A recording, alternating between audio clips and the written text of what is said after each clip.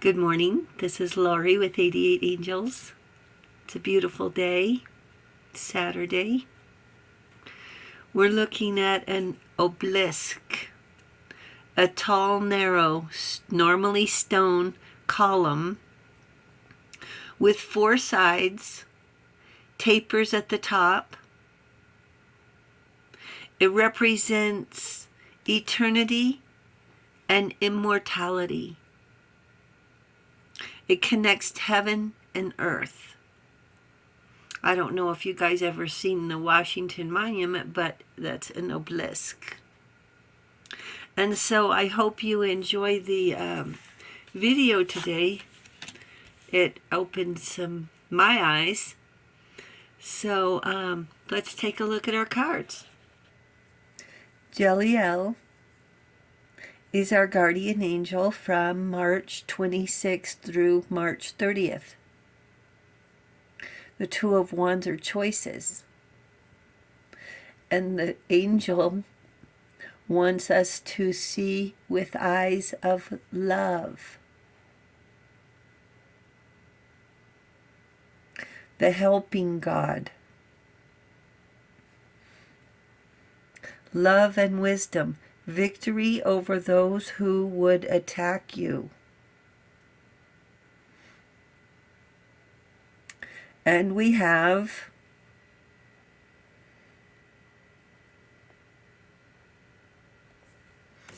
look, they're falling.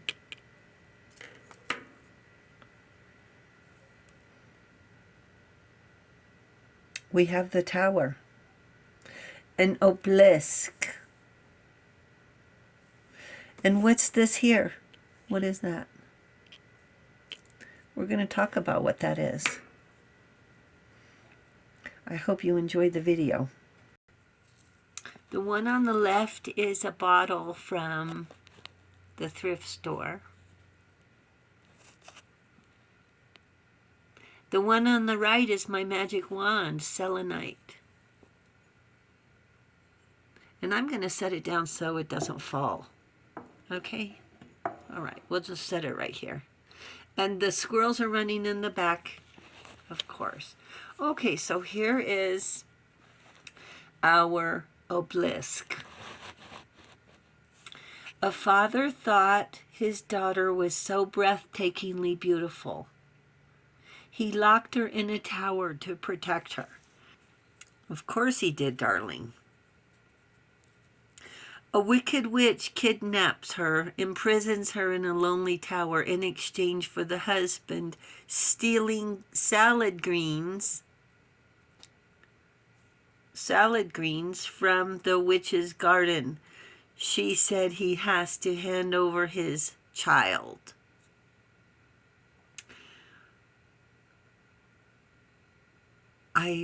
The only mention of a mother in this story was he was stealing the greens for his wife.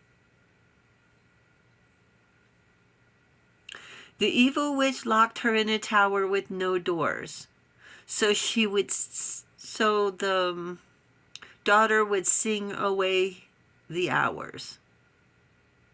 She would let down her hair so the witch could climb up and visit. A prince happened by and heard her beautiful voice singing. He hid when the witch came and saw the witch climb her hair.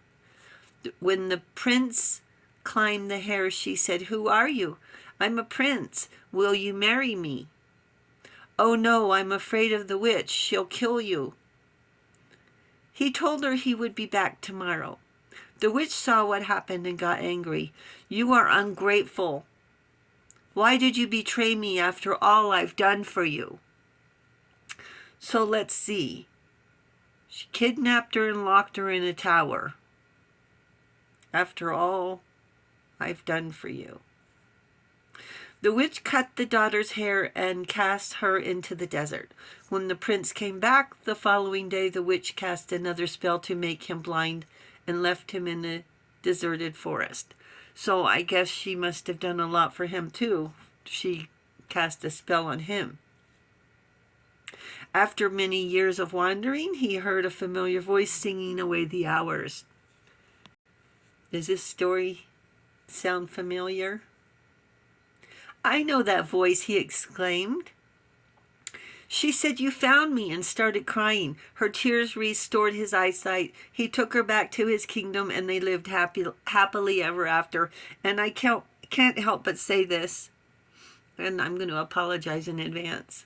They lived happily ever after until the bills showed up. I'm sorry I said it. I couldn't help it. I said it.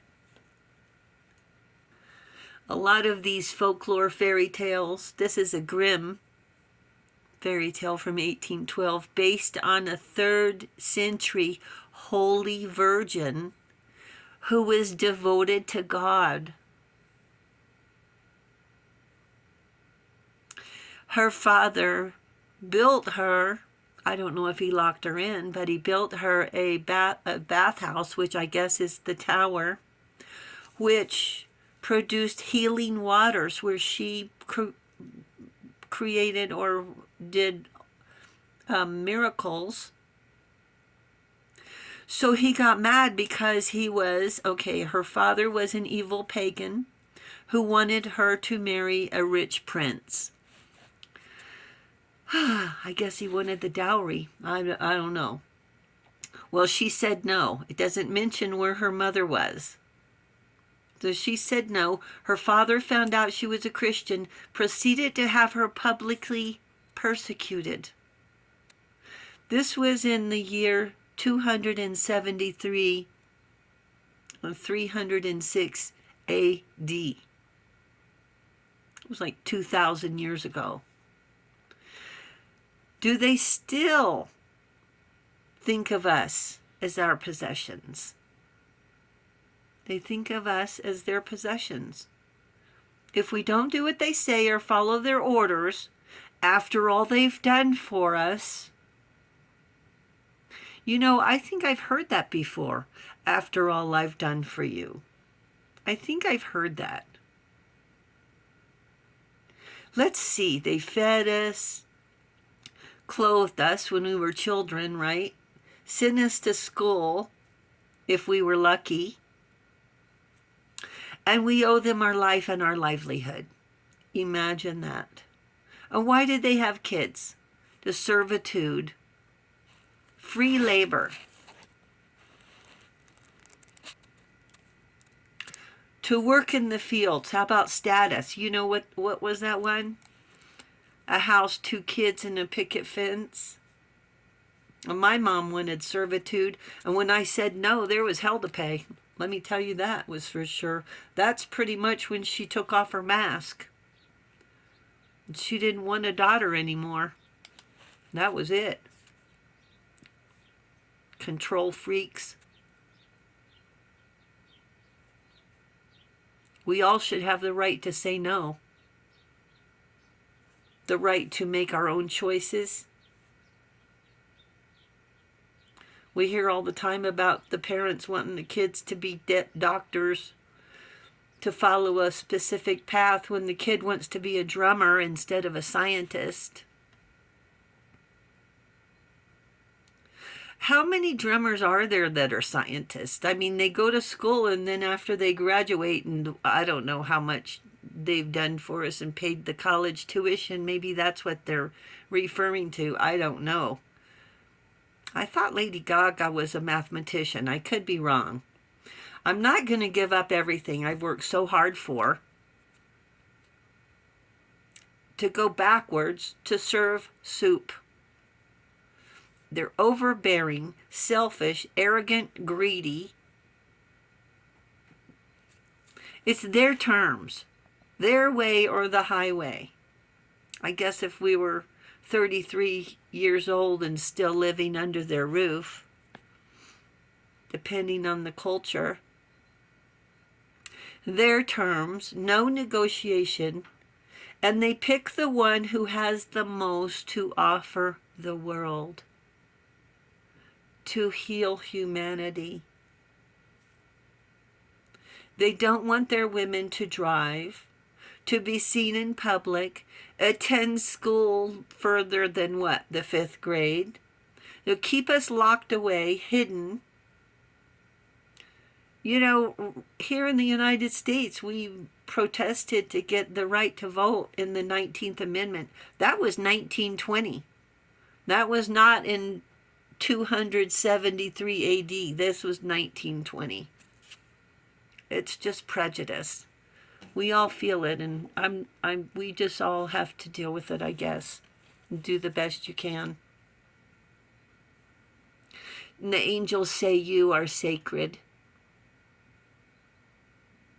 That's who they pick. They pick the one who's sacred. Thank you, angels. Thank you for the tower.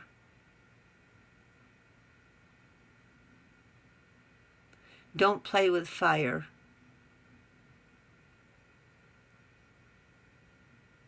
Thank you, viewers and subscribers, and thank you for hitting the subscribe button. You guys are awesome. We really appreciate it. And I'll talk to you soon. I love you. Bye.